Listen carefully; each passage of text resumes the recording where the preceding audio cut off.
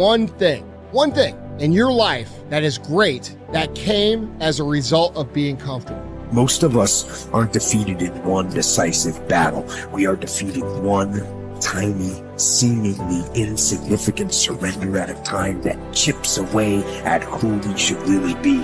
It isn't that you wake up one day, decide, that's it, I'm going to be weak. No. It is a slow, incremental process. It chips away at our will. It chips away at our discipline. Move out of your comfort zone.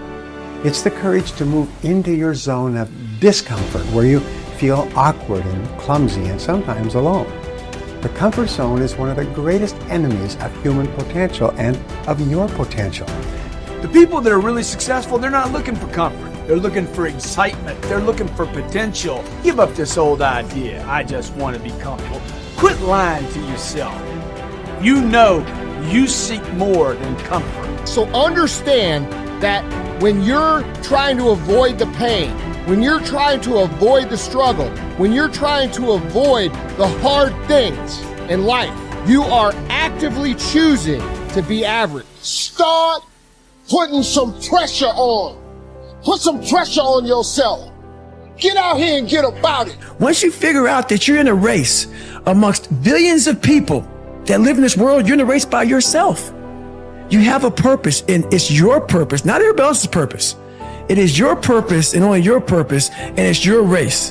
That means you are persistently bigger than your excuses. You are persistently bigger than feeling lazy. And you are persistently beating the feelings that typically stop you. Stop coming up with excuses. Don't give yourself permission to continue to live a small life. You can't fit a big dream into a small life. Give yourself permission to go for it, to test yourself, to challenge yourself, to live full. When the sun comes up, you've got all the books, you've got all the tapes, you've got all the access. Now it's time to hunt. And what separates you from everybody else is that when it's time to hunt, you're ready to hunt. What I've come to appreciate when you're working on changing your life, changing some bad habit, getting out of addictive situations or relationships, or working to build a dream or making a difference in our society, it's hard. There are going to be all kinds of challenges that we all must face. You cannot live in this world without a challenge. You cannot live in this world without a struggle. Greatness is right on the other side of pain. So what are you running from it for? You say you want to be successful, then push through it. Stop making excuses and go get it. The lack of self-discipline is the major cause of failure, frustration, underachievement, and unhappiness in life. It causes us to make excuses and sell ourselves short. Perhaps the two biggest enemies of success, happiness, and personal fulfillment are first the path of least resistance and second, the expediency factor. The path of least resistance is what causes people to take the easy way in almost every situation. They seek shortcuts to everything. They arrive at work at the last minute and leave at the first opportunity. They look for get rich, quick schemes and easy money.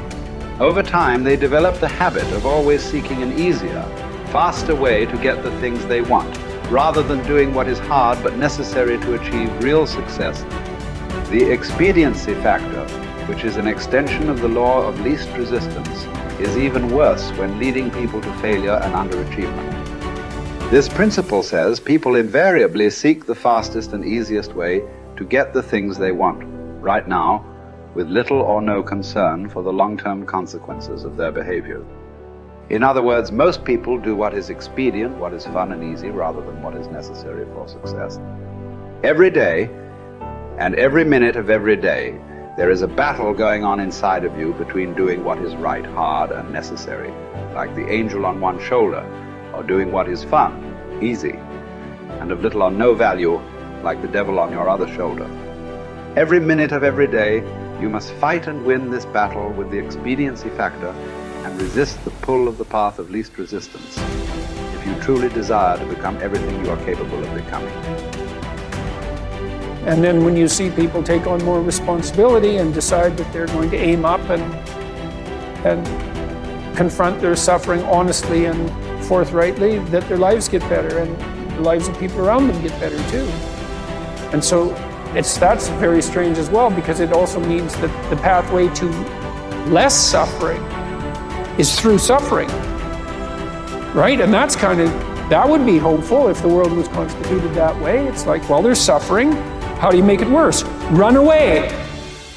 How do you make it better? Confront it. Yeah, but it's suffering. It's like, yeah, but it's there. There it is. It's right there. It's a precondition for existence or something like that. And it's like you have something important to do as well.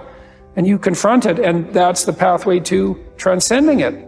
We need to figure out, like, now, today, what is, the best way to live your life? What is there's got to be ways you can be putting forward the most positive energy. I mean, we know objectively what's causing pollution. We know objectively what's causing birth defects, and we're taking in too much chemicals and not enough vitamins. We know objectively all this stuff. We know how to organize our world, and yet we don't do it. We know how to organize our health, and yet very few people do it. We know all these things. The right path to being a happy, healthy person is to do all the shit that we already know you're supposed to do. Take care of your body, take care of your health, take care of your mind, your stress, meditate, be kind to people. We all know that. I mean, you ask anybody, they know how to get by and to be the most evolved version of you that you can be. I mean, it's not like a magical checklist. If you talk to people about it, you said, okay, here you got a person, you want to improve them. What are the things that you're going to do to them? Okay, well, if I was a life coach, the first thing I would say is this guy's got to get on a diet that makes him healthy. I don't mean a diet just to lose weight. I mean just healthy foods in your body, many, many vegetables. Start working out your body and get a better sense of how this machine feels when it's moving, it's flowing better, there's less tension in it, your mind feels relaxed and you enjoy every single moment of the day better. Step 1, everybody knows that step, right? What's step 2? Be cool to people. Be nice to as many people as you can. Smile at as many people as you can. Have them smile back at you. Tip well when you go to restaurants. Just do the most you can. Be as nice as you can and just still manage to not have people walk all over you. Just get through this life as nice as you can. The average human is capable of unbelievable improvement. That's the thing that's my superpower. I don't think I'm special. I just realized in looking at the science that humans actually are capable of this incredible amount of change. It is the strategy that our species took to be able to pass knowledge on through culture rather than having to have everything be instincts.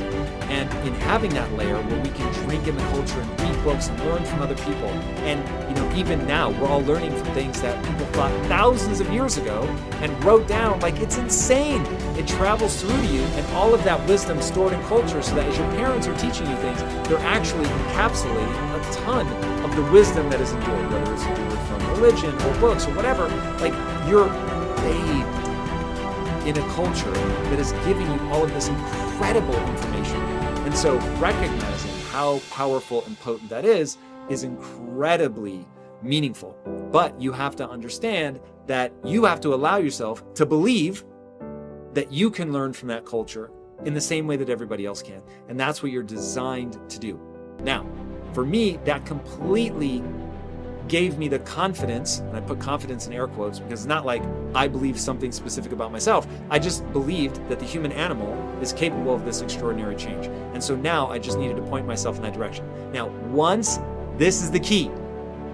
Once I realized that I could get better at anything, it dawned on me that how I spend my time is a spiritual consideration. And I didn't want to die with potential that I failed to turn into skill set.